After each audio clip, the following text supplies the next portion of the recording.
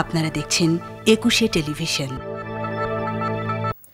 ৮ December শত্রুমুক্ত হয় পটুয়াখালী জেলা। পানিপট্টি যুদ্ধে পরাজিত হবার পটুয়াখালী থেকে পালাতে বাধ্য হয় হানাদার পাকিস্তানি সেনাদল। মাত্র ৬০ জন মুক্তিযোদ্ধা ও এলাকাবাসী মিলে পরাজিত করেছিল ৩৭৫ জনের হানাদার দলকে। মুক্তিযোদ্ধাদের কোনো ক্ষতি না হলেও সে যুদ্ধে নিহত হয়েছিল ৩৫ পাকিস্তানি সেনা। পটুয়াখালী প্রতিনিধি রিপোর্ট জানাচ্ছেন মাসুম আলিসা। পটুয়াখালীর গলাচিপা উপজেলার পানপট্টিতে ১৯৭১ সালের ১৮ নভেম্বর অনুষ্ঠিত জেলার একমাত্র সম্মুখ যুদ্ধে পাকিস্তানি বাহিনীকে পরাজিত করে বিজয় ছিনিয়ে এনেছিল বীর মুক্তিযোদ্ধারা।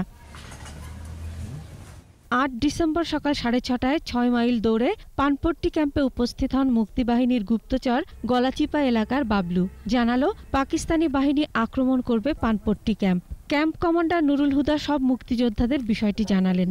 পজিশনে চলে গেল সকল মুক্তিযোদ্ধা। সকাল ৮টায় ক্যাম্পের পশ্চিম দিকে বাঁধের ওপর পাকিস্তানি সেনারা আসতেই ট্রিগার টিপল মুক্তি সেনারা। প্রথমে ২ পুলিশ সহ ৬ পাকিস্তানি সেনা মারা যাওয়ায় ছত্রভঙ্গ হয়ে যায় হানাদাররা। আবার দল গুছিয়ে বেলা ১টায় হামলা করে তারা। বিকাল ৪টা পর্যন্ত চলল লড়াই।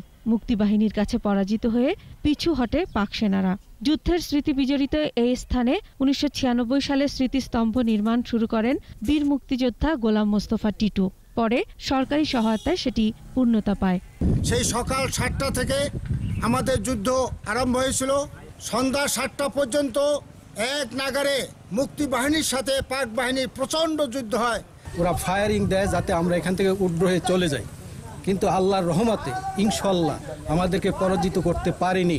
মুক্তিযোদ্ধাদের একটি নির্ভুল তালিকা দাবি করেছেন এই বীর মুক্তিযোদ্ধা। পুরাতন জেলখানার মধ্যে যে গণকবর, মাতবার বাড়ির গণকবর, ডিসির বাংলোর সামনের গণকবর এবং ইলপেরি ইউনিয়নের পায়রা কুঞ্জ সংলগ্ন একটি গণকবর এখন পর্যন্ত অরক্ষিত অবস্থায় আছে। মুক্তিযুদ্ধের স্মৃতিস্তম্ভ, গণকবর ও বধ্যভূমিগুলো সংরক্ষণে সকলকে উদ্যোগী হওয়ার আহ্বান এই বীর মুক্তিযোদ্ধাদের।